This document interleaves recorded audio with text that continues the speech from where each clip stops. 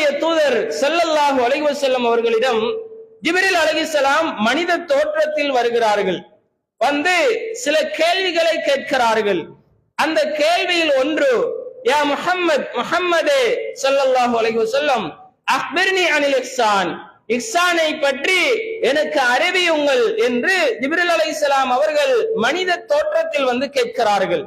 அல்லாஹ்வுடைய தூதர் அவர்கள் இஹ்சானை பற்றி சொல்லுகின்ற போது, அல் இஹ்சான், இஹ்சான் என்பது அன் தஅபுதல்லாஹ கஅன்னக தராஹ், அல்லாஹ்வை நீ வணங்க வேண்டும்.